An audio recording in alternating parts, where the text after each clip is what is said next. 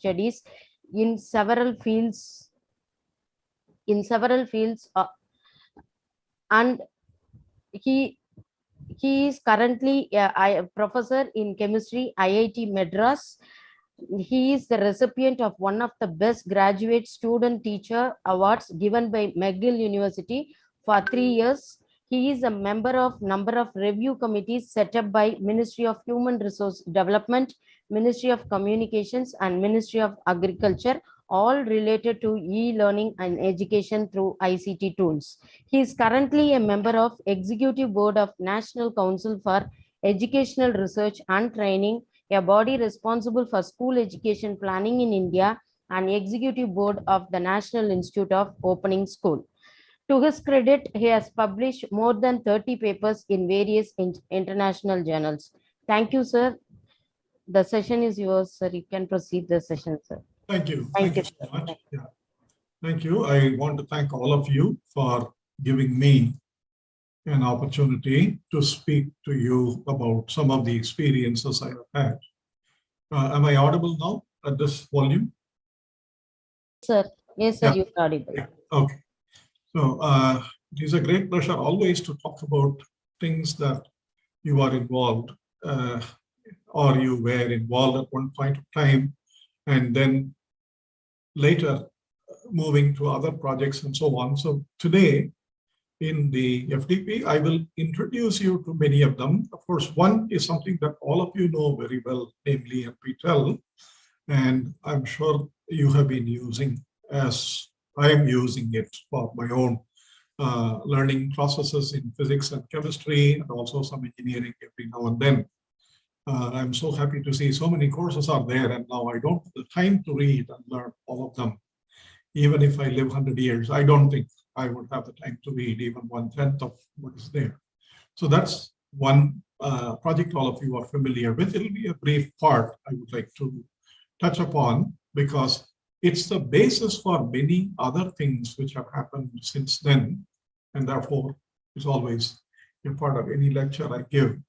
Then we have other programs. So let me first share my screen for the presentation. And let me have your videos, all these things.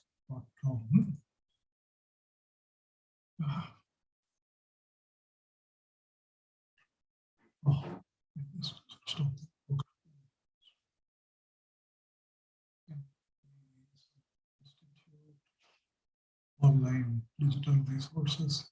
Yeah. Okay. So you can see this. So is now everything set to the full screen for all of you? Yes, sir. Yes, sir. So the digital initiatives and methods for teaching engineering courses is a topic suggested by you, and I would talk about all the initiatives that I'm familiar with, only developed from India right now.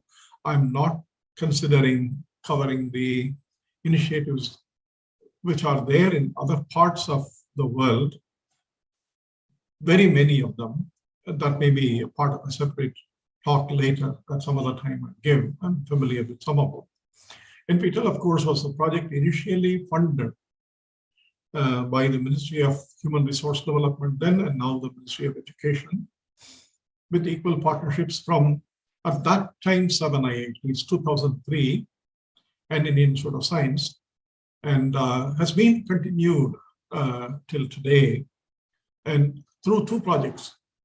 Nptel was the initial project till 2007, 2003 to 2007, and then the national mission was basically set up by the then Joint Secretary of the Ministry of HRD, Mr. N.K. Sinha, IAS officer, a very, very bright and very technocrat as well as a bureaucrat. He organized he assembled all the parts of the national mission on education through information and communication technology for a few years. And then the mission program was formally launched in Tirupati in 2009, and Nptel Phase 2 and many, many other educational content development projects became part of NME ICT. NME ICT also had the national mission to create 3 other activities, namely connectivity, providing connectivity to academic institutions with a sustained bandwidth between 10 Mbps to 1 Gbps. And for private institutions, the rates provided were substantially lower than the rates which were commercially available at the time. And government guaranteed a certain minimum bandwidth for VPN within India for one-to-one delivery and one-to-one interactions. I believe 20 to 30,000 institutions benefited in that project through BSNL and various other organizations which supported the program. And the third was a project which did not go beyond a certain point, namely the device development for very low cost that could be provided to the students. There were the other technical issues as well as commercial issues with that, but the project basically helped to bringing down the tablet cost in India by a lot. The fourth activity, which is part of the third activity, connectivity issue, was to create 1,000 DTH channels, direct to home channels, television channels, which would be available for all the 22 states, as well as for multiple language instructions, national language instruction. There are 22 official language, 26 official languages, and then there are many other programs. So the provision for 1,000 DTH channels was also created in the cabinet sanction note that was made in 2009. This is important in the context of what has happened subsequently. Okay. SWAYAM continued where NME ICT left, and of course now in the current phase, SWAYAM is under NME ICT. Initially, SWAYAM and NME ICT were parallel activities, but now the Ministry's education project is called NME ICT Phase 3. But what did SWAYAM do? SWAYAM is study of web actives or web actives by young and aspiring minds, SWAYAM. It was a national Moocs-like program at that time, okay. Massive open online course initiative.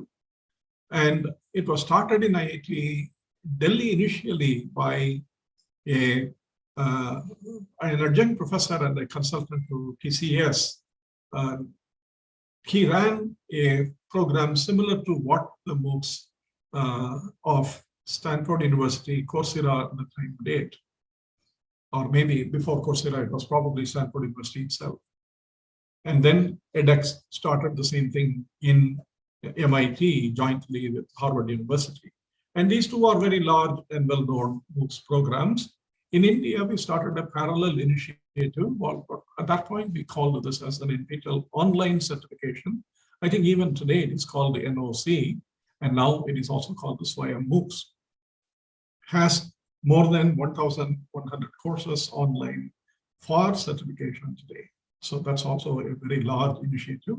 It was initiated for the Nptel in 2014 by the then Minister of HRD, Dr. Pallam Raju, on the Science Day, namely the day of February 28, 2014. And subsequently, Moocs was built by the Nptel and also later by other partners of SWAYAM.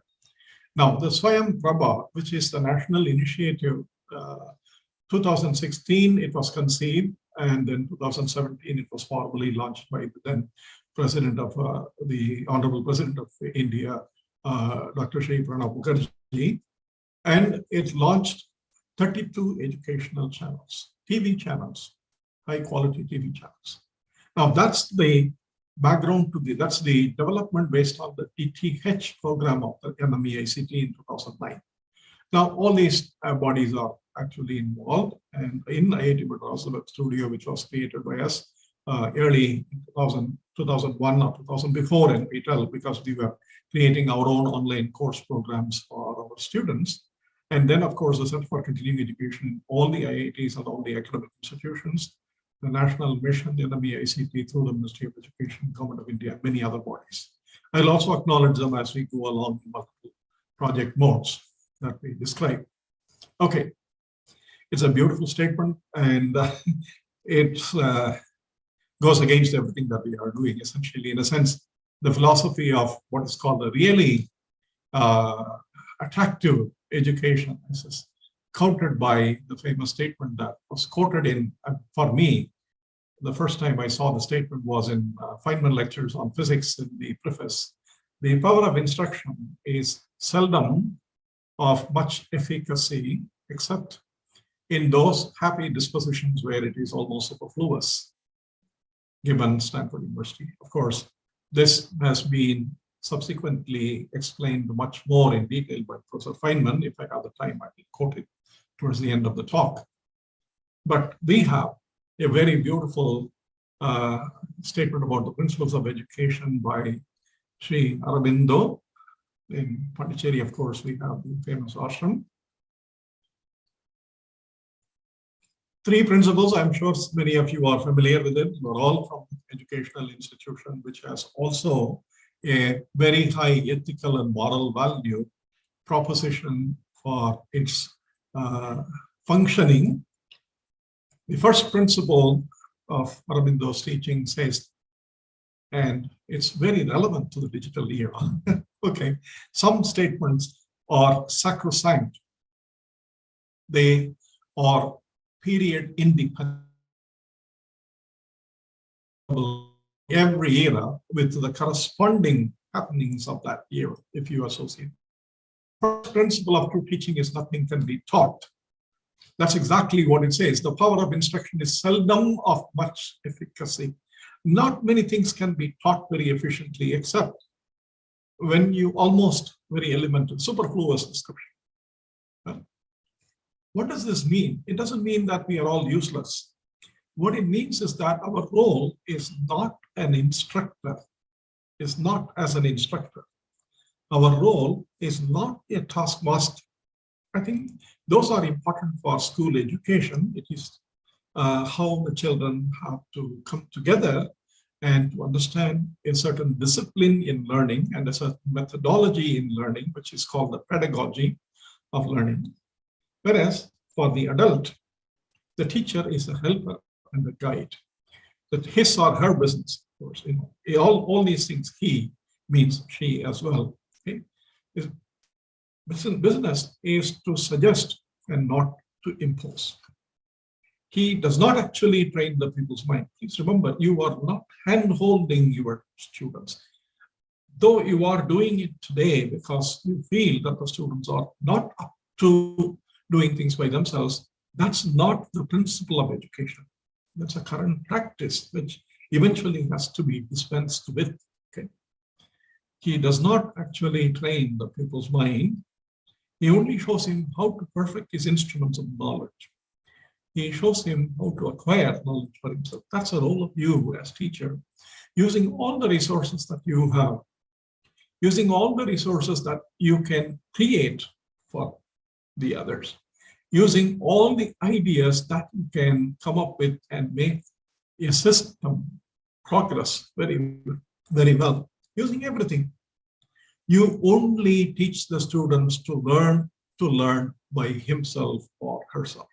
You are not teaching the student all the subject matter. And the most famous quote I ever came across was the quote by one of the former directors of IIT Kanpur, often quoted by Professor M.S. Anand, former director and founder of the Nptel program from the beginning, is that the teacher is not hired to cover the portion, but to uncover a part of it.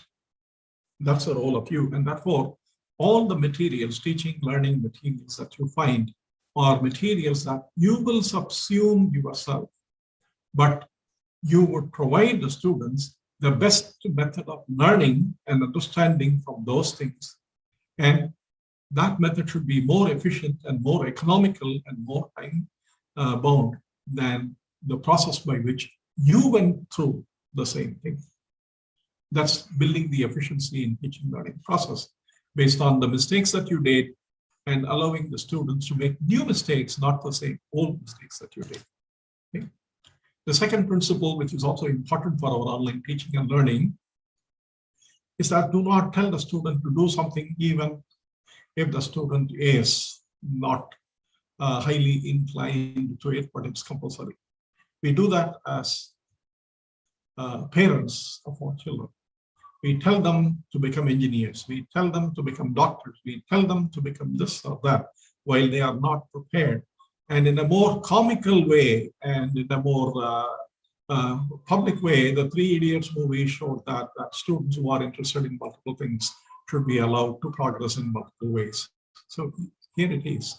Everyone has in him something divine, something his own, a chance of perfection and strength in however small a sphere which God offers him to take or refuse. It's your job. The task is to find it, develop it, and use it. The chief aim of education and educators like you should be to help the growing soul to draw out that in itself, which is best, and make it perfect for a noble use. And the last is very, very relevant to today, to work from the near to the far, from that which is to that which shall be. These things sound like, philosophy, but the practical aspects of all of them is buried in the entire internet and online education, data assimilation today, whatever technologies and tools that we are using to propose education. It's God's arrangement that they should belong to a particular nation, age, society, that they should be children of the past. This is very, very important. Possessors of the present and creators of the future. The past is our foundation. The present, internet, content, online education, games, video games, whatever you call the present, our material. The future, our aim and summit, to put India on the map of the most brilliant and the most intellectually honorable nation. Each must have its due and the natural place in a national system of education. This is the founding philosophy. No matter what you do, how much you do, and where you do, and when you do, does not matter. This is the philosophy of a teacher. And these three principles, despite the fact sounding in English something very different, they mean the utmost in everything that we have to do. Okay? Now, let's look at the National Educational Policy Recommendation last year. Increased access,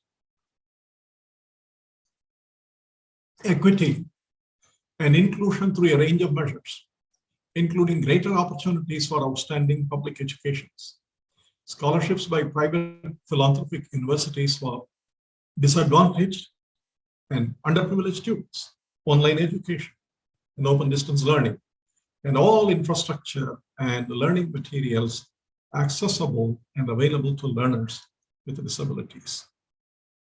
We provide the means and the know-how and the method to reach out to the unreachable. Okay. And we have to do this by revamping our curriculum, our pedagogy of training, the assessment process and certification, and student support for enhanced student experiences. Okay. Now, all these things are the things which I would say is the first part of the talk. And no matter how many times I speak about the subject, about the online learning, to me, those are sacrosanct principles that we cannot deviate from. Now, online skilling, learning, all these things were, of course, done by many of us. We start with the Satellite Instructional Television Experiment of 1975, 76, I believe, by Professor Yashpal on the video-based the content dissemination, and later the creation of the education technology cells in the IITs in 1987, a little bit before the creation of the Indira Gandhi National Open University and facilities for creating open universities in the states through the what is called the Distance Education Council, DEC. The creation of educational multimedia resource centers in 1993-95 by Professor Arun Nigvekar, UGC, 20 such studios. Currently, there are 22 studios, I believe. And then we had in 1997 or 98, around that period, the Ekalavya channel, the Gyan Darshan channel, not Ekalavya, the Gyan Darshan channel for online education, for basically live education through television. Both IGNOU and UGC were the beneficiaries. And then, of course, 2003, Nptel, and Swayam in 2016. And of course, we have now skills, which are part of our higher education. Okay. All these addresses are, this whole file will be available to you so that you can go through the addresses and copy them later. Otherwise, the talk is recorded, therefore you can take a screenshot from each of the slides. Okay. Now, therefore, there are three components that we want to do in our initiatives for teaching and learning and training the students. The first is, of course, the certification and online credits based on, the first is content, open educational resources, OER. This is the UNESCO phrase for all digital education, which is freely available without a charge and without a copyright requirement. These are called open educational resources. This is content available in plenty. Another 200 years, you cannot assimilate everything that is there on the internet. Therefore, you have to be selective and you must choose, you must search for, and there are search mechanisms beautifully developed. Then through Swayam and through other means, the universities, we have certification online and credit. These are the two corners of the triangle, but the third one, which is equally important, is employment and career upgradation and reskilling for employees in companies and so on. So this is the continuous process of education and what is called continuous learning and lifelong learning, and certification through skills and through skills academies and skills councils and sector skill council bodies and various other properties. Therefore, education is the whole triangle, not any one component. We'll start with the content. Given that time limit is, I mean, we have a finite time, and I also need to talk a lot less than I used to do for at least another 2 or 3 weeks. So the National Portal for Online Courses, I'll talk a little bit about it. And also the MOOC, the MOOC that we have. Our model of MOOC is very different from the rest of the world. We do on in what is called the physical certification. Presence is important, and it's called the proctored certification. And then we have OERs without certification. And training, anyway, let me skip this. This is important for teacher training and also for higher education and higher secondary school certification courses in the platform. All these things are currently available in India through various platforms. The most important for the future is, in addition to your content and your subject level training and the expertise, the intellectual enterprise that you put the student into, and the journey that the student will take on discovery, innovation, all these things. The student should also have skills and training leading to special skills requirements. They are certified through diplomas and other certificates, and there are certificates of merit and recognition for microcredits, online learning for foreign universities via diplomatic mission. There are so many other methods now we have, and multiple language offerings for making our courses available to students in other regions who do not speak our language, but who understand things as well as we do or better than we do through their cognitive aspects. Therefore, we provide them the communication means through translation. Okay. Now, the 3 bodies I have already talked to you about: Nptel, NM, AICTE, and Swayam. So let me go very quickly to the Nptel project. Very quickly, for about 10 minutes, I will talk about the project.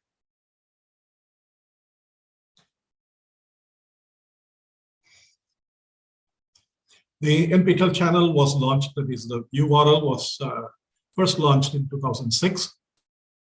The Nptel project had creation of course materials in the web-based content format using animations, text, PDF files, and other things, and video-based lecture recordings of the professors in their classes, or even for the studio, specially organized set of lectures, completing a course of 40, 45 lectures. And the videos were initially available only in the video tapes, and therefore the production was and distribution was a phenomenally difficult job.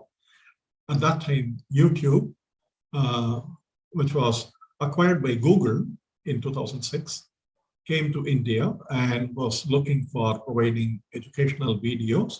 And Nptel was obviously approached as the fourth body. They had three, YouTube had launched three academic channels, one by MIT, Cambridge, another one by Stanford University in California, and the third, if I remember, is University of Southern California. Three channels were available. This third channel I have to check. I'm not sure of my memory at this point.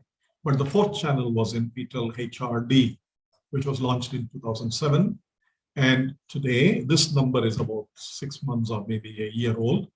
We have more than 2 million subscribers and close to about 500 million direct channel visits and more than 1 billion channel visits from all the others. It's one of the largest academic video channels in the world. Okay, and what do we do with all these things as teachers? This is about providing content, but then what are the means by which we make these contents effective learning materials for students?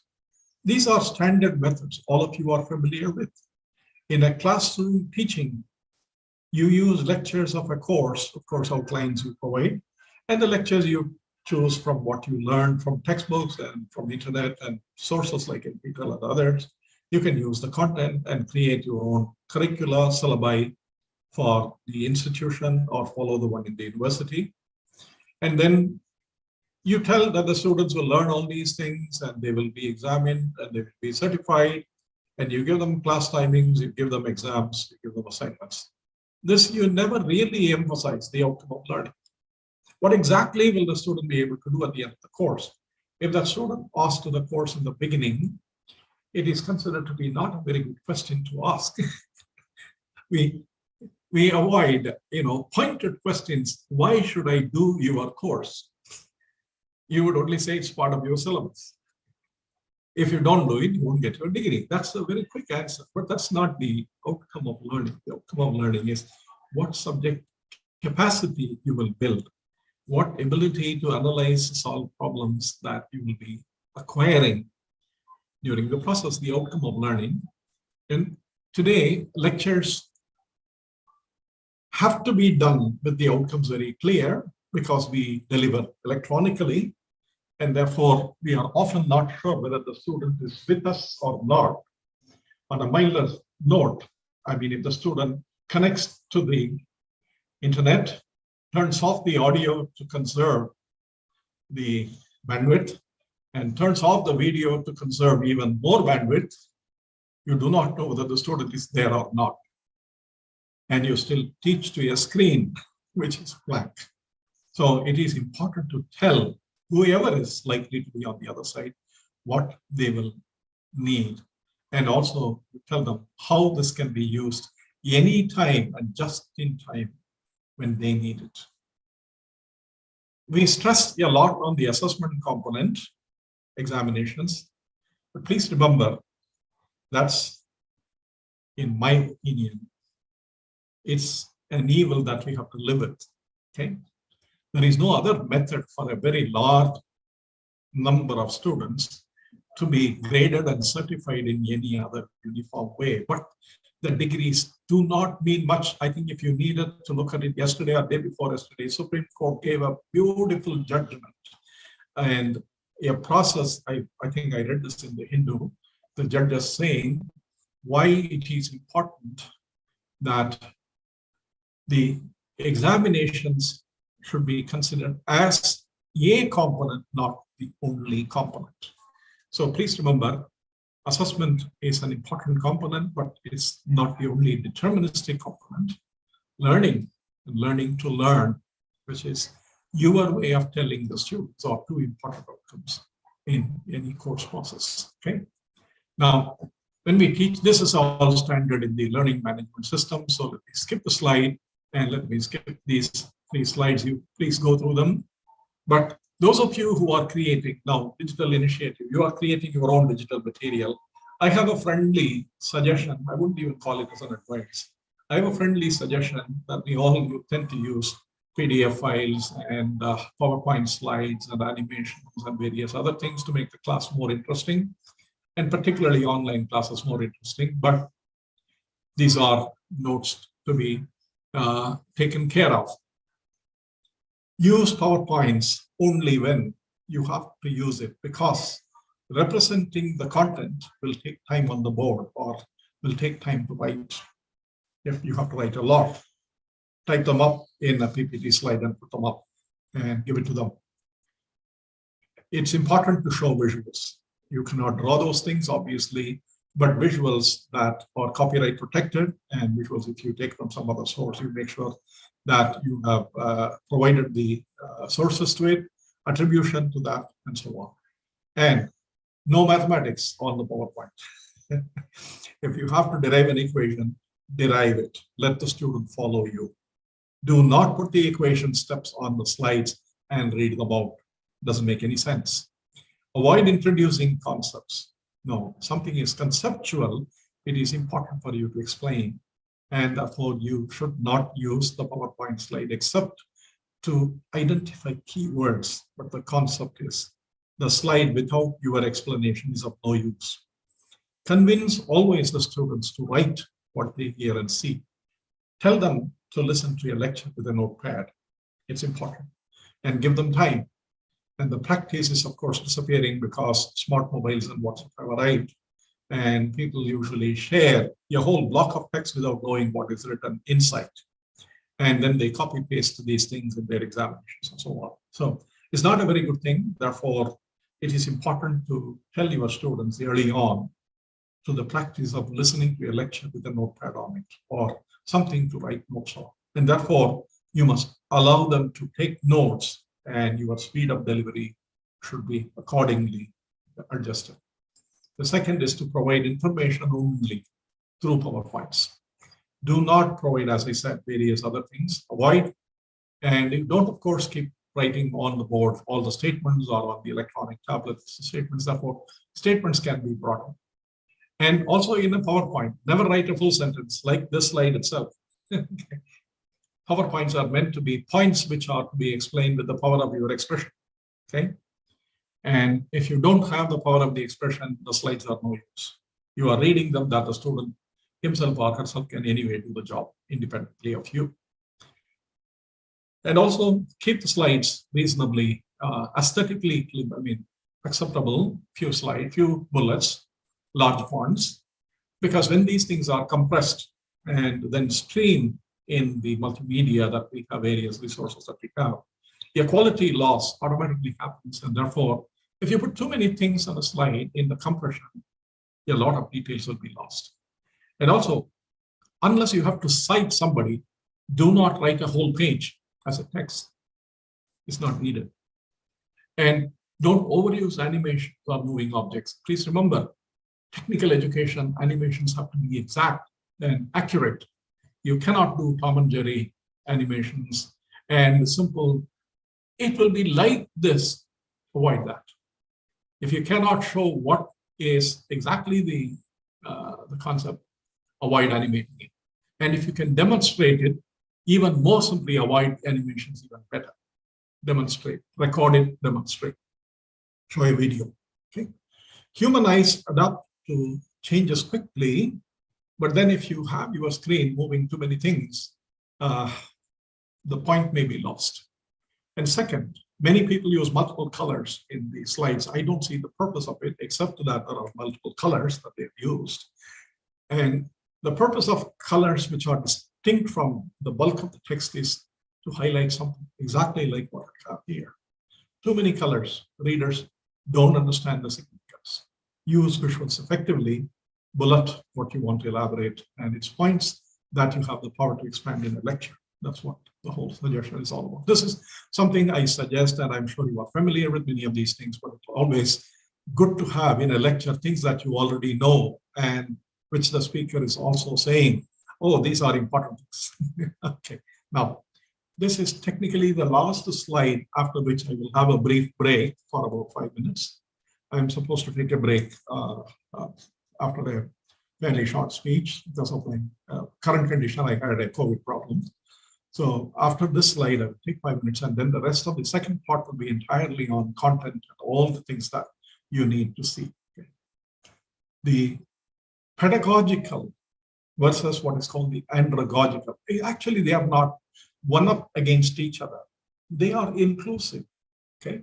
But there are certain characteristics to each one of them. And so I would say pedagogical is pedagogue, child. The role of the learner is dependent. The child comes to the school looking to learn something from the teacher. And therefore the teacher decides what is to be learned, what is and when it is to be learned, in what sequence it is to be learned, and how it is to be learned. This is a technique in which the teacher primarily transmits the ideas through lecture, or through reading a book, or through the audio visual, and or through other presentations.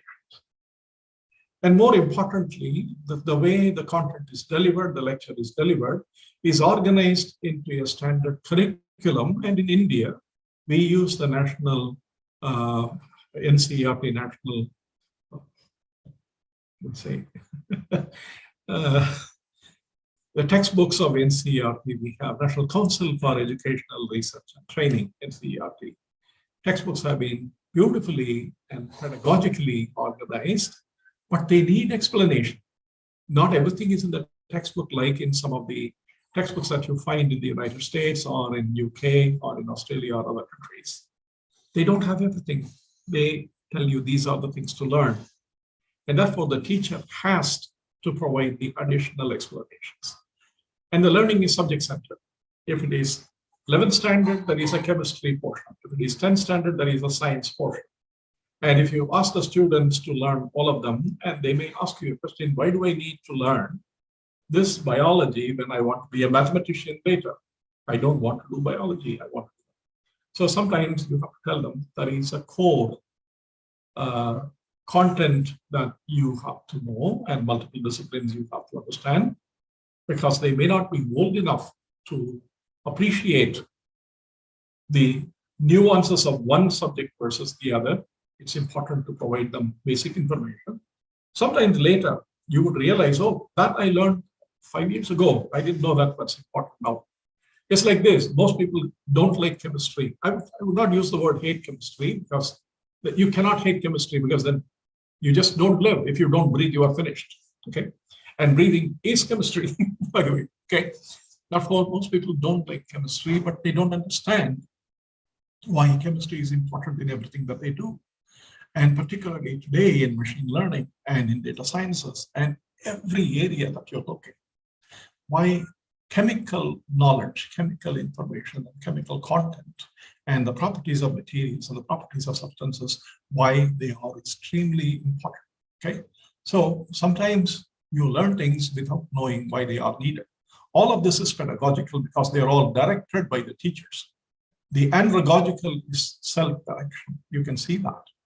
This is what I said as learning to learn. You increase the self-directedness. You move the children away from depending on you, the students to be depending on you. No, they should become independent by the time they leave you. Teachers to facilitate this movement. By the way, this I practice very, very strictly with my PhD students. They don't like me for that reason, because I don't give them a problem to solve. I ask them to go and read and come up with their own statements. And sometimes that takes 2 years or 3 years. I don't have a problem. If they need financial support, I will provide, but they have to do the job. We have to facilitate the moving away from dependency. We have to provide the students experiences that they would like to have, such as laboratories, discussions, problem-solving cases, simulations, field experience, not concepts, not equations, but everything around them, for them to recognize the validity of the equation by themselves. Learning organized around life applications. It's very, very important. Sequence based on readiness to learn. And finally, learning is competency based. If a student wants to be a photographer, give him all the photography lessons and the electronics and the chemistry that are needed for understanding those things a little bit better. But the competency is very, very important. And students should build certain competencies when they study different subjects. So at this point, this is what the role of all of us in using the digital initiatives and digital content as teachers that I see in my own way. I'm sure there may be other things, and we will have discussion to find out what are the missing elements. But at this point, with the permission of your organizer, Professor Saravanan, I would like to take a 5-minute break. Okay. And I will come back in 5 minutes. But in the meanwhile, if you have questions and you want to discuss, please go ahead. Please type the questions in the chat box. We will have some time towards the end to see the lectures. Professor Saravanan, can I stop for 5 minutes now? It's 12:28 in my system. I'll start at 12:33. Yes, sir. Yes, sir. Okay, sir. Thank you. I just needed a 5-minute break to catch Okay, up. sir. Okay, sir. Sure, sir. Yeah.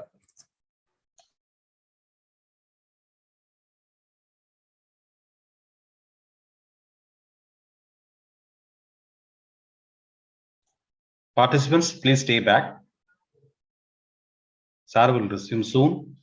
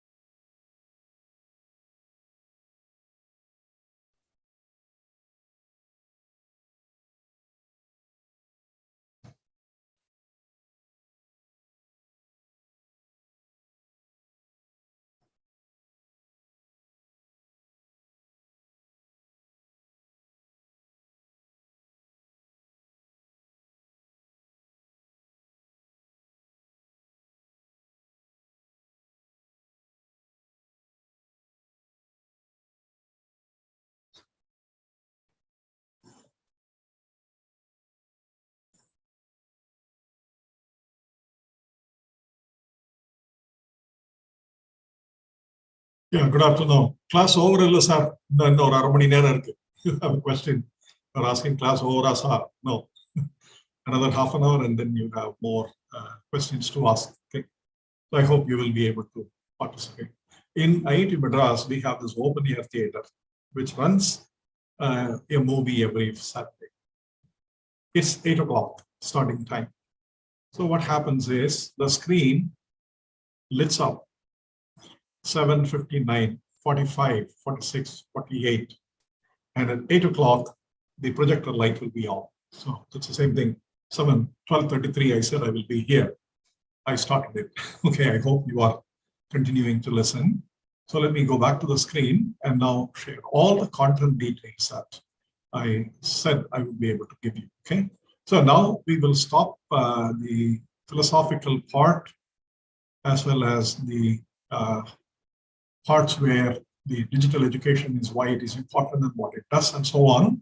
Okay, so I will skip now a few slides. Okay, and Nptel, of course, is the first project that I would like to tell you. That's the first one I was associated with. In 1999, we had workshops from Carnegie Mellon University with other directors of IITs, five IITs and 4 IIMs. We came up with proposals for multiple activities and curriculum development. Technology enhanced learning at that time, it was called. Professor Paul Goodman from Carnegie Mellon University was our sort of an unaccepted, officially not accepted, but he was the advisor. And he had enormous experience in running virtual universities in Mexico. So he advised us, and in 2003, the project was funded after 7 IITs. At that time, there were only 7 IITs. The 5 big ones, the major ones, or what I call as the older ones. The correct phrase is the 5 older ones, 50 years plus. And then we had IIT Roorkee, IIT Guwahati, along with the oldest science institute, that is the University, Indian Institute of Science, Bangalore. We have now, of course, moved into what is called the Moocs, and I'm sure you are familiar with this sort of a screen from the Nptel website, the NOC, what is called Nptel online courses on various topics. To learn more details, you will see what the topics are. Here are the courses by various departments which have been offered. Nptel started off as a repository, slowly moved into an active repository where lectures from classrooms were provided to the students on record, provided to the rest of the world on record. And later now we have the online courses, and you can see that these are all the various areas, aerospace to mining engineering, of course there is textile engineering, technology, all technical courses in various numbers. And in 2021, multiple courses are being offered, okay, are available. And courses by institutes online are announced on the website. And you can see that these are institutes other than IITs. These are all the various IITs, the 5, 1, 2, 3, 4, 5, 6, 7, 8. These are the 8 partners. IISc and the 7 older IITs now, and then all the new IITs have faculties who are contributing.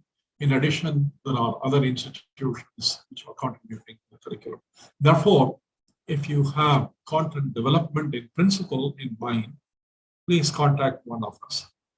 We would be happy to assist you to see how that content can be publicized and can be included in SWAYAM today. So, okay. And of course, all of you are familiar with Nptel. This is a model of one of my lecture courses that I gave. You have weekly lectures, short 20-minute, 25-minute lectures, and people tell you that students, as well as teachers like us, do not have more than 15, 20 minutes of serious attention that we can give. We need a break. And it's all right. You can still record a 2-hour video or a 3-hour video to be continuous. Let the students break them at the points at which they want to break. If a concept has to be described in complete, do not break them up into multiple videos. Chances are that some of the videos can be lost. The chances are that you are introducing an official break. Do not do that. Let the students decide when they want to stop and break. Record a lecture incomplete. Today, anybody can cut the lecture into any portions that they want. Therefore, I don't think this attention span business is important. But for Moocs, we do small lectures because students can download them independently and bandwidth requirements are low. Weekly lectures, 7 weeks or 8 weeks or 12 weeks, and these are different ways of preparing the lectures. I use a tablet, another person uses a PDF, and then images are created. All Nptel images are copyrighted to Nptel. They are not the images taken from other sources. If they do, acknowledgement, and then we take the copyright transfer. And then we have keywords for the videos. All these things are there in the website. And if you put any of these keywords in your website, it starts the video from that point onwards. The keyword, of course, it's to give an idea where it's being used and so on. Just one more, please. Can I call you back? I'm in a presentation. Okay. Thank you.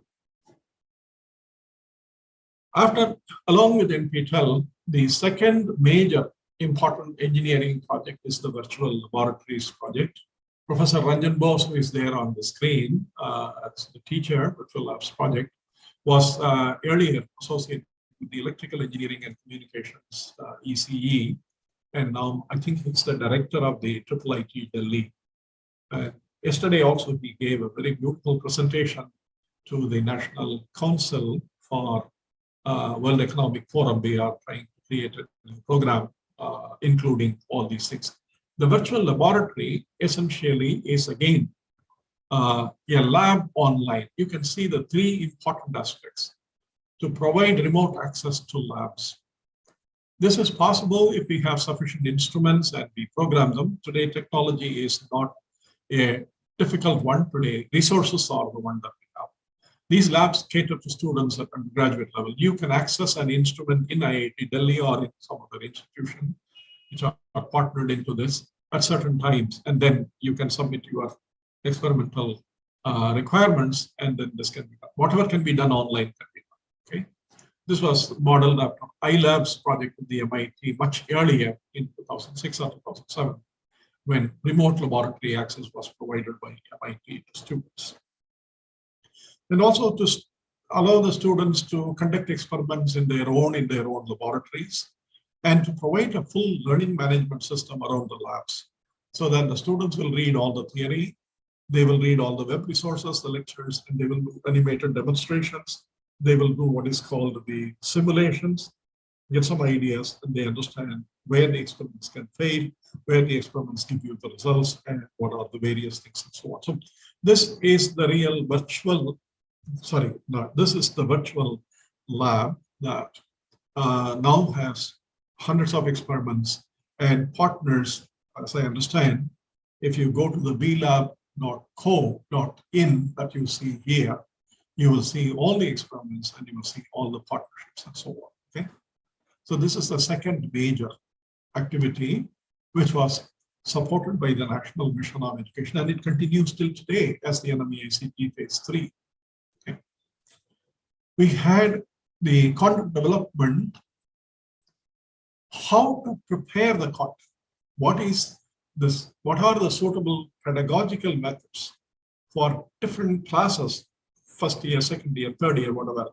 Intellectual calibers, the requirement of, the Bloom's taxonomy, where you have 6 levels proposed by Bloom and co-workers, of which the first level is the recall, the second level is the application, the third level is the analysis, something like that. Okay, we stop at probably 2 or 3 levels. We don't go to the 6 levels. What are the different ways of preparing content and researching e-learning?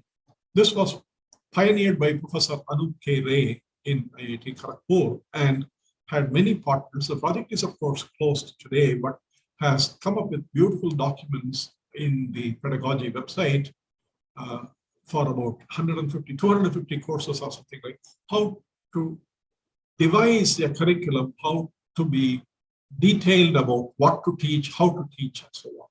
the very, very beautiful documental process for all the teachers. This, I would suggest that in one course at least of your area of interest, if you find the pedagogy website, you can type pedagogy.iitkgp. It's a IIT Kharagpur was the institute. Then we have a large amount of non-technical courses by the Consortium of Educational Communication, CEC, which is one of the inter-university centers, I believe, of the University Grants Commission. Consortium is actually a consortium of 22 the multimedia resource centers which are there, and Anna University has a resource center in Chennai, and likewise I think Madurai has a resource center in Madurai Kamaraj University, and likewise the centers are distributed all around, and they have the studio environment for teachers to record lectures in the areas not in engineering or technology, but in arts, culture, science, social science, language, management, professional courses.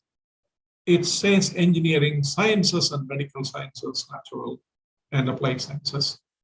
There are lots of them. And the body to contact is Swayam.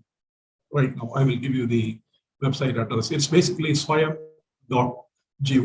government.in, which gives you all details about how to contribute to the CAC as scientists, as management faculty, as commerce faculty, as IT faculty, not directly involved in computer science, but in technology tools and various other things.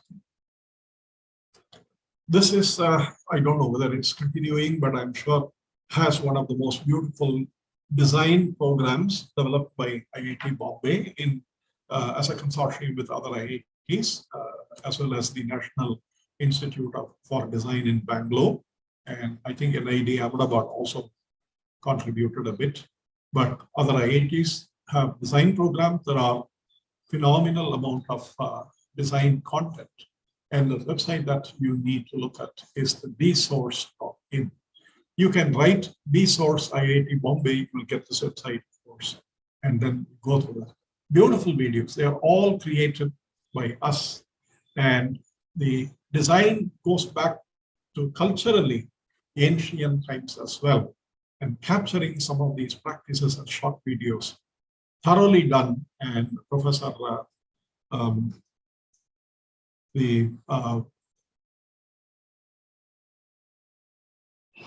what does he say? Anyway, I'll get to that. Professor Ravi Puvaya of the Industrial Design Center and former head of the department IDC program, they offer a design program. Therefore, he was the coordinator, and he has produced a phenomenal amount of design content. Okay. This is something that every one of you, I hope, are familiar with. This NDLI, National Digital Library Initiative, NDLI project of India, National Library, Digital Library of India.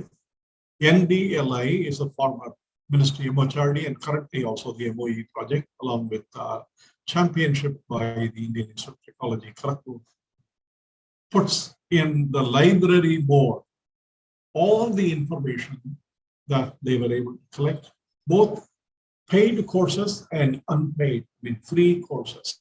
But the amount of information that NDLI has for engineering courses, for technology courses, for our the cultural history and various other things.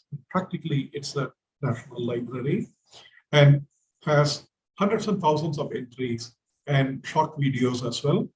You have to do a search, but you have to become a member of the NDLI. That is, if you have an ID and a password, you get regular inputs and also emails and updates. And you can also contribute. In fact, I have tried to bring in some of our librarians and also librarians from other parts of Tamil Nadu, where they have resources which have not been digitized, and they have artifacts which have not been digitized. We have requested them to digitize them, and the cost for digitizing and archiving them is also likely to be shared. I've done that project with NDLI in connecting them to other virtual universities in the country. It has a phenomenal amount of resources in engineering, technology, arts, science, but a lot on culture, tradition, religion, philosophy, and various other things. Okay. Then spoken tutorial, I'm sure you are familiar with. Professor Kannan Moudgalya is the name that will come to you immediately from Bombay. The spoken tutorials are small, what are called minuscule modules of programming and other technical skills that the students have to have. And these are available in multiple languages, I believe about 8 or 10 languages, or maybe even much larger. And spoken tutorials have created more than several thousands of small modules in C programming, in Linux, in tech, and in various other things. And Kannan has also gone on to solve problems in chemical engineering and others by a spoken tutorial method. And you simply have to look for spoken tutorials in the website for getting all the details. Okay, various areas are covered, and a large number of students have spoken short videos, and there is an interactive framework for doing programming, so that the tutorial will say something and you open the interactive window, you can type the program, and therefore you get familiarity with the hands-on process. Okay, this is the other important project. The National Repository of Open Educational Resources is for teachers, and particularly school teachers. Some of your family members may be working in schools, or you've got children who are looking at various internet components.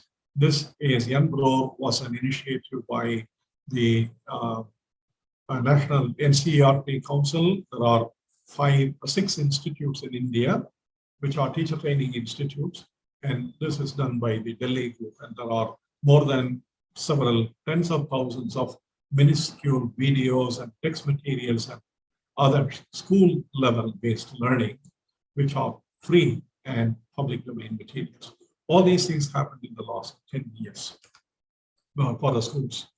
And now NCERT is preparing a very large number of online teaching learning materials, along with the National Institute for Open Schooling, NIOS, and other bodies. Now, all these things are licensed by the Creative Commons policy. Creative Commons is not a copyrights policy, it is a copyleft policy. Copyrights, as I understood, are the rights given to the publisher of a digital copy that you have submitted to the publisher. And therefore, that digital copy cannot be distributed without the permission of the publisher, as long as you are under contract and as long as you are receiving royalty. It cannot be modified without permission. It cannot be redistributed to any other. However, if you decide to modify your text material and your book or whatever it is by more than 30% or certain amount, the CC copyrights policy for the old book does not bind you as an author, but it binds all the users.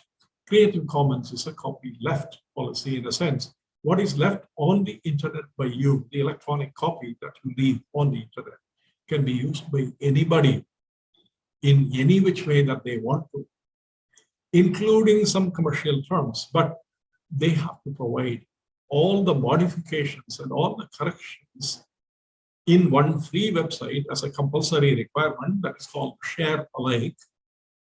And if they got it free from you, they have to give one free copy on the website.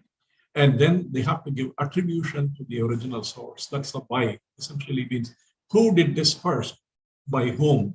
You have to give the attribution. And this policy allows people to take Nptel material, to take other educational materials which are licensed under this. This is the Wikipedia license policy right now.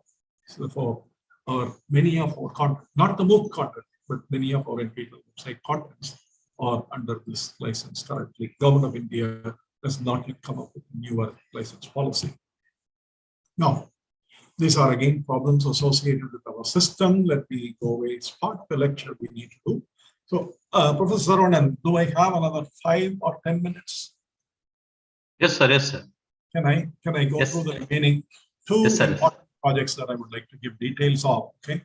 One is the Swayam Prabha, which I'm a coordinator, overall coordinator. And it says Ministry of Human Resource Development. Obviously, the slide was prepared before the Ministry of Education label came up. This is a series of television channels. Let me take you to a different presentation altogether because I don't want to integrate it into this. I'll provide you some details. Very quickly, I will do that. And therefore, if you need, I can also circulate this presentation along with my other topic. Okay. Yeah. So the Swayam Prabha. Swayam is still the same thing. Study of web actives by young and aspiring minds. Prabha essentially is the additional name given for television channels, and I'm the overall coordinator of the whole project till now. I'm asking for somebody else to take over, but it's not happening. Let me go and share. Just a second. Okay. So what we have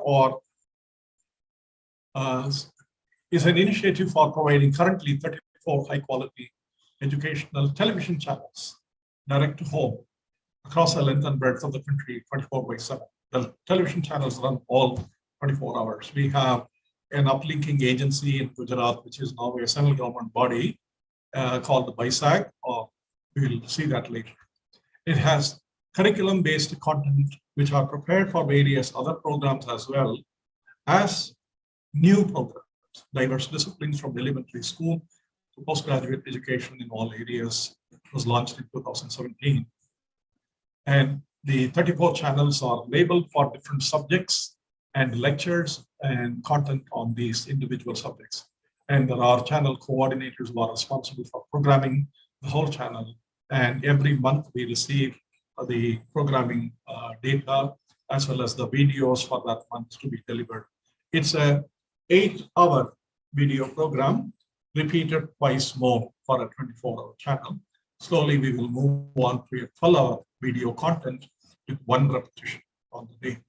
You can see that humanities, history, culture, social sciences, education, home sciences, all these things are a part of it. So I have the whole list of the 11 channels under the CEC project. CEC is the first national coordinator for 11 channels. And then we have Nptel, which is in charge of 6 channels: IIT Delhi, IIT Kanpur, Kharagpur, Bombay, Madras. IIT Tirupati contributes to courses in IIT Madras, and I'm also responsible for 1 channel, which I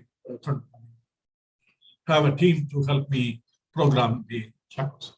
These are Nptel lectures. They are not necessarily the Moocs courses which are developed in Nptel. They may be additional things. If faculty members don't want to give a Moocs course, but they want to record lectures, we allow Swayam Prabha as the medium to record the lectures. Later on, they may want to convert that into a Moocs program.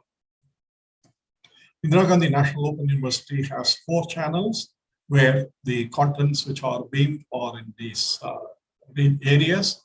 And they also have a direct teacher education channel and professional and vocational education channel. And then there is one more 21. Okay, 21 was already included.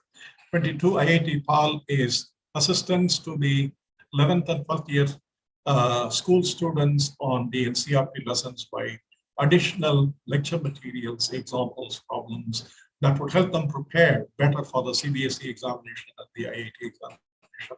It's not a coaching program.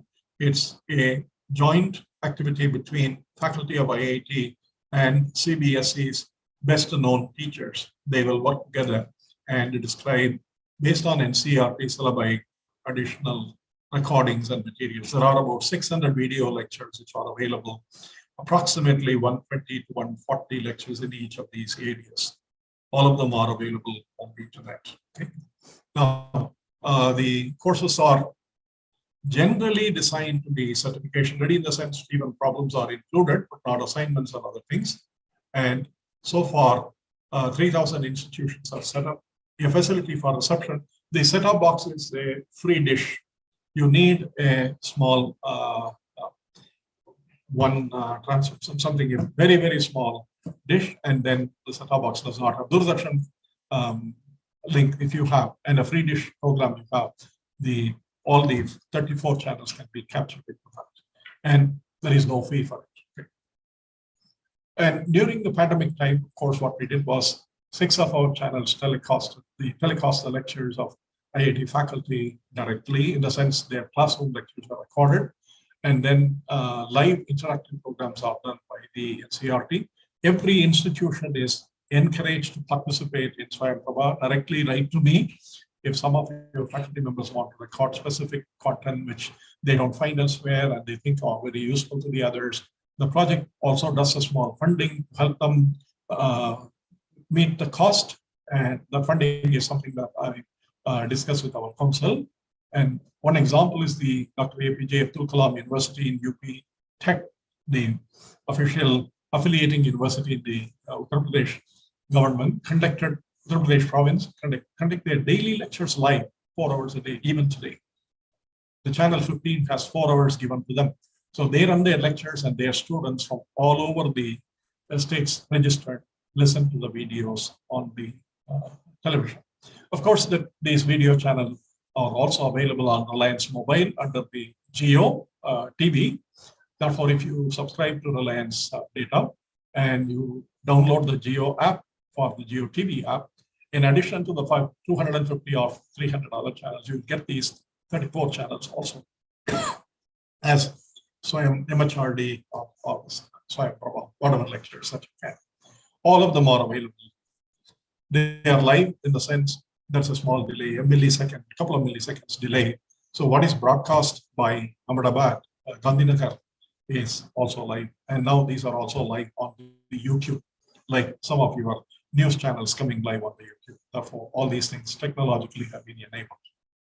The bodies are Nptel, CEC, IGNOU, NCRT, central universities, and InflimNet in Gujarat is the portal. You are familiar with InflimNet. They are the library management for you, the resource providers in Gujarat, part of the UGC, and also the Department of Space provides the satellite transponders, and the Bhaskaracharya Institute for Space Applications and Geoinformatics in Gandhinagar, which is now formally a central government body as well. It was originally the Science and Technology Ministry of Gujarat government. Now it has become central, and it provides the uplinking. And therefore, we transfer the data through YouTube, through Google Drive to them, and InflimNet helps in organizing these upload of lectures. Therefore, 24/7 lectures are already on science, technology, arts, humanities, language, everything that we can think about. 34 channels is too big. It's bigger than some of the television networks in the world. Okay, and these are structures you don't need to worry about. And the most important thing is it's freely available. You need to set up a small dish in your home as well. If you do, get a free dish, you can connect to all the channels that you want. And you can contribute to it by recording your video lectures in a certain format and subject to the requirement that these topics have not been covered. And there are technology requirements that send it to all of you if you are interested as teachers. Okay. So this is about Swayamprabha. I don't want to go on more about this. The last about 5 minutes I will talk about is what is extremely important for the present generation of students, which also is a project now I have taken up in the last few years from IIT Madras. Okay, so let me go back to that presentation, please. Okay. I'll only need 5 more minutes and I'll stop that. Okay. Yes, you have, yeah, these are all the various partners you've already seen. And skills, the process of training on the job or reskilling, as well as aligning the students with the National Skills Development Corporation's requirements, which come from the industry. And an example is the NASCOM, National Association for Software Services and Commerce, that IT and IT-enabled services, the Secretary Council, in alignment with also government officers, employees training, diplomatic missions, all aspects of skills. Now, IIT Madras has an academy called the Skills Academy, formed by me and supported by the Center for Continuing Education. and our partners are multiple industries. Okay? But the model is very simple. Let me go away from all these things. These are additional materials you can use to learn. Okay. Yeah, the NASCOM is piloted by two of our chairmen. We have two chairmen, Sri Lakshmi Narayanan, who is the former founder of the Cognizant Technologies, co-founder, and Professor M.S. Anand, who's the founder of Nptel. So there is an academic individual and there is a very strongly industry experienced individual, both of whom guide me along with other faculty colleagues in a council, and this council also includes NASCOM members and professors from other IITs as well. And we have launched several programs. This is for commerce. This is for a fee. Please remember, until now, everything I talked about was non-fee based, except for the examinations, where you will have to pay a fee, the individual students have to pay. These are fee based because these are hands-on training provided by industry trainers in addition to faculty lectures. Therefore, it's a combination of both, and some of the topics where we are now building, cybersecurity, machine learning, web UI, we are going to UI, UX, user interface, user experience, we are going to launch soon, and web development also we are going to launch. AI and robotics is already launched. Machine learning, we have a course, advanced analytics, design fundamentals, we are planning to launch. And then we have been training many government employees and public sectors through this training programs. Okay. Now, some of these things are found in the website of digital skills.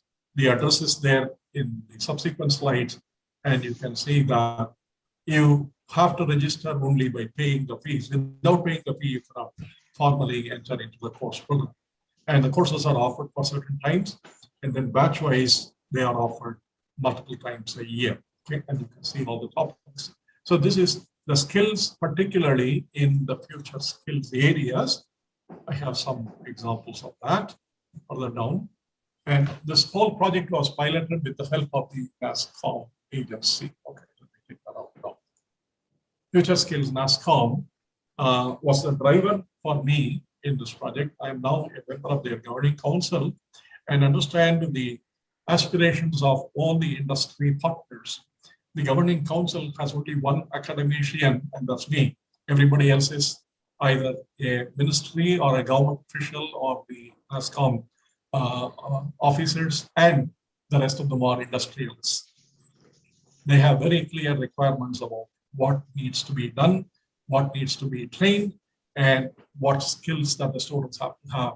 And therefore, we regularly discuss these things, and I learn a lot from them in ensuring that courses are created with multiple partners. I have training partners from the industry who will do hands-on for 60% of the course time, and about 30 to 40% of the time the faculty will give the lectures.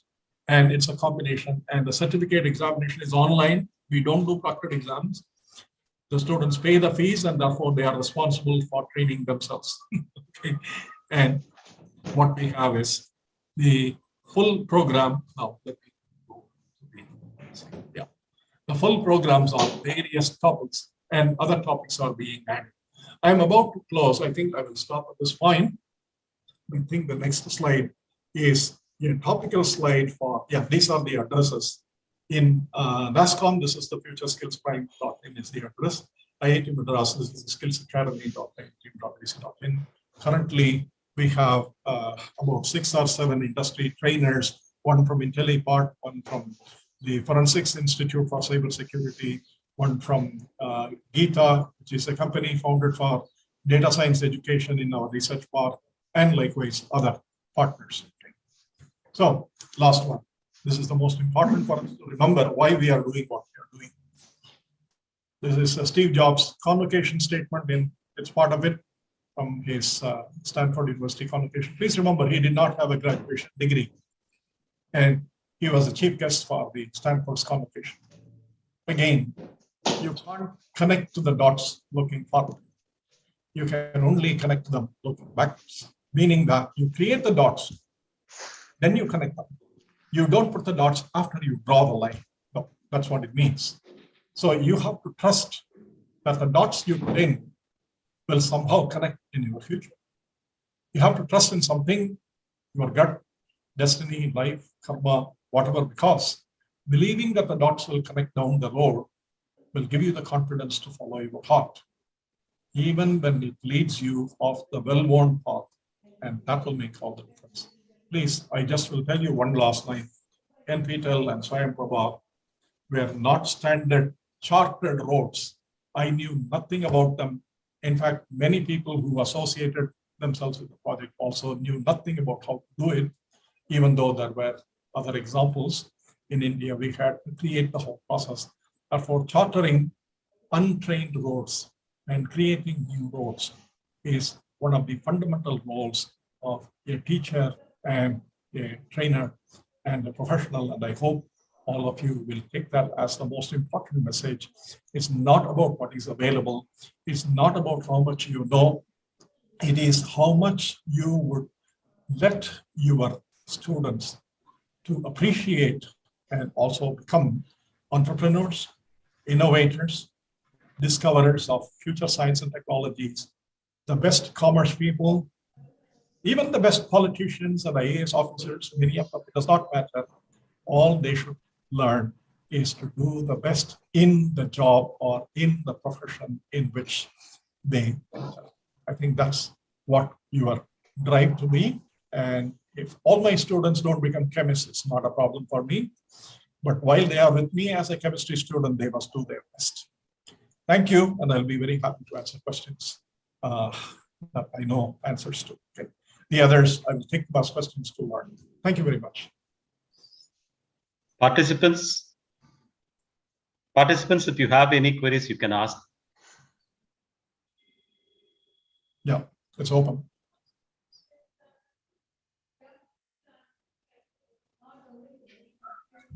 Okay. No questions, no. No. There are two messages. One important message, which is a forwarding message, is that I hope you appreciated what was being talked about, and many of the things you already knew. But I'm sure there will be some things that you probably found out for the first time. Yes, go ahead. Yes, sir. Yeah, yes, sir. Sorry for the disturbance. Yeah, sir. Actually, sir, we are in 2022. Now we are concentrating on emerging technologies like big data, IoT, and AI and 3D printing. Now we need to give these subject contents to our students. We can develop in this pandemic situation also. Now we need to find out what are the things needed in industry, right? What skill sets required. For example, if the student is studying in mechanical engineer, they need to know about the 3D printing means. What kind of expectation from the industry? How we can try to find out these things, sir? How we can get the questions? Because, and also we can frame the syllabus from the OBE, right? Outcome-based thing. We will get the input from industry only, right? So we have the limited resource in India, the 3D printing and robotic, we have limited source, right? How we can tackle these problems, sir? Any ideas, please? Okay, it's a chicken and egg problem. I'll tell you, if you have the chicken and then you find out who is responsible. Let me explain this a little bit. The emerging technologies are, please remember very carefully, you use the word emerging technologies. They are emerging. In fact, the industries do not know what skill sets that the individual should have, but they should be entrepreneurial and they should be innovators enough to understand the technologies and take it forward. Therefore, the example that you gave as a 3D printing or data science, please remember data science is a lot more science than engineering. The engineering is managing the data. But the fundamental principles of data science, the statistics, the methods of analysis, etc., they're all well ingrained. And therefore, you can offer courses in areas which are very largely needed. And if you need the industry input, the published input is provided by the Sector Skill Councils of India, SSCs. Okay. And SSCs are accessible from the National Skills Development Corporation. So if you allow me, just to answer your question, I'll go to the internet and you can see that since the lecture is being captured, yes, sir, please, sir. This is also being captured. So let me type up NSDC and you will see immediately all the lectures, NSDC. Sorry.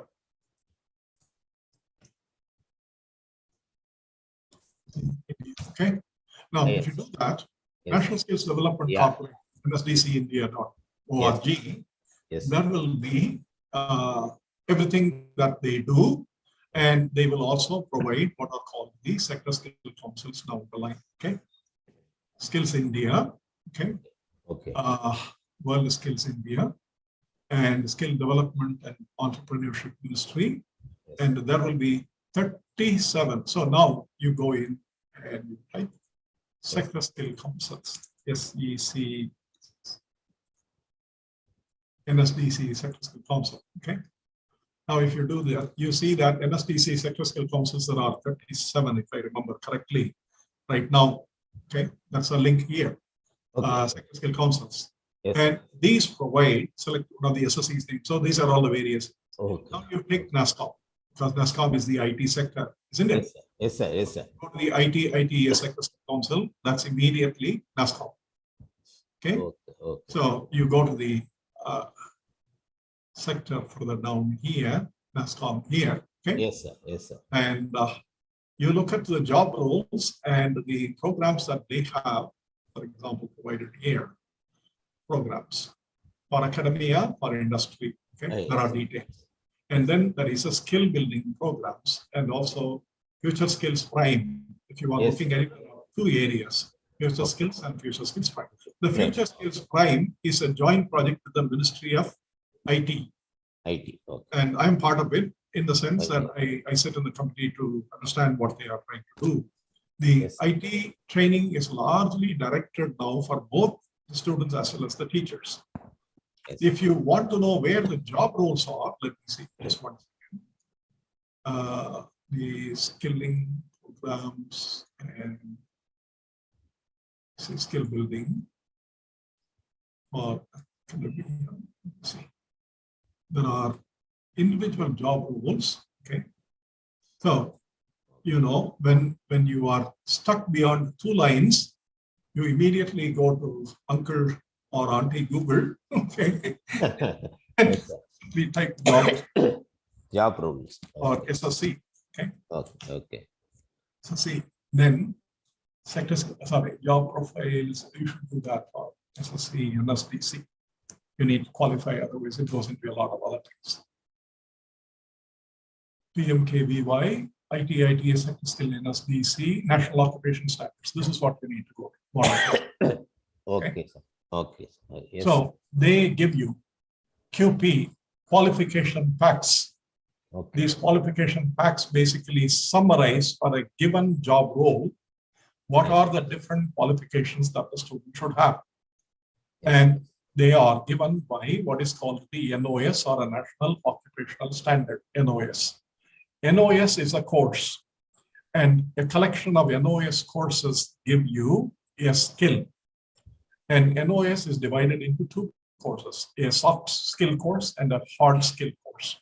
So the hard skill part of it is a technology part of it. The soft skill part of it is the communication, management, being in an organization, helping. So it's everything to do with communication and your organization, to write reports and to speak very well, all those things. Every job role will have both these components. And ITES provides job roles for about 75 or probably now 80, 85 industry requirements. These are directly industry requirements based on last year and year before. The current industry requirements, it is best to bring in a top-notch person as an industry person to the institute as a speaker or connect as a speaker and ask them what is it that they would require in the SSC today. But that's a one industry requirement. What you need is a framework like this to look at the general requirement. Data science, they have already done. And cybersecurity, they have already done. About 5 or 6 of these technology programs, the machine learning, they are doing it. And therefore, what you need to be doing is keep on looking at current every month and receive mails or their updates from them, sign up to them, sign up to the website of ITES. Okay. In the ITITS, if you want to learn, there is something called the future skills. Future skills, NASCOM. Okay. It takes you directly to the EdCast portal that NASCOM has. Okay. NASCOM future skills, here it is, and also you can type EdCast, which is the portal agency. Yes, You sir. type that, you get to the NASCOM EdCast. Okay. This provides you the courses which are readily available. Of course, you have to become a member of this Okay. to see all the free courses and all the published courses and all the paid courses. Some of them are massively fee centric, but they teach phenomenal things. You can see the topics which are being looked at, and there is a nice little video, Yes, okay, sir. Yes, which sir. tells you where you can find all this. Therefore, there is help available.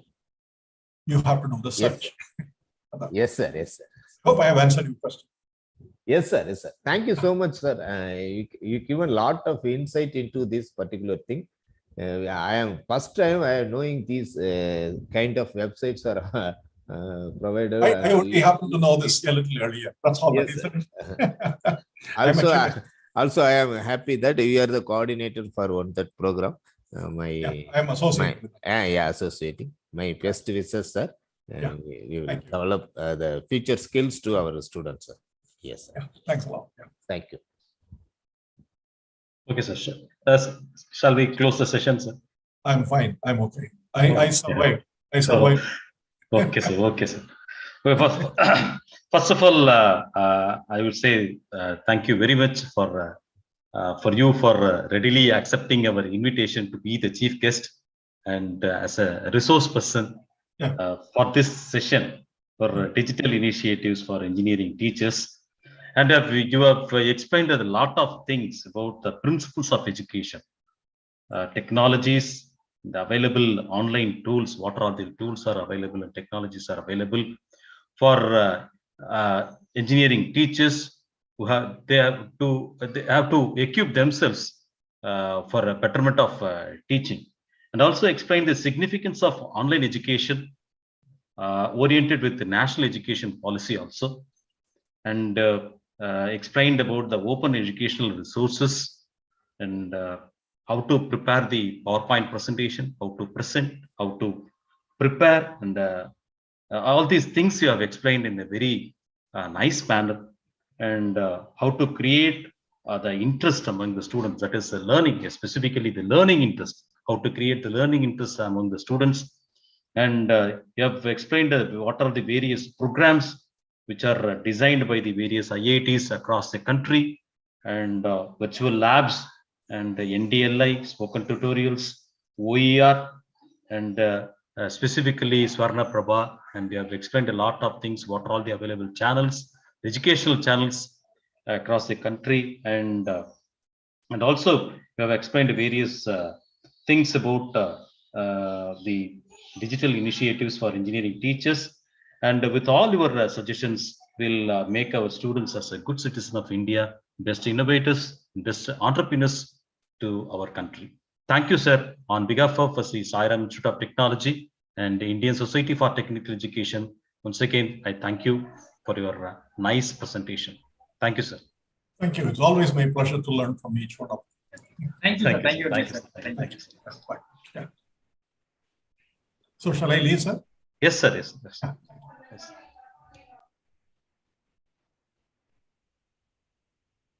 Sir, record off பண்ணுங்க sir. Okay, sir.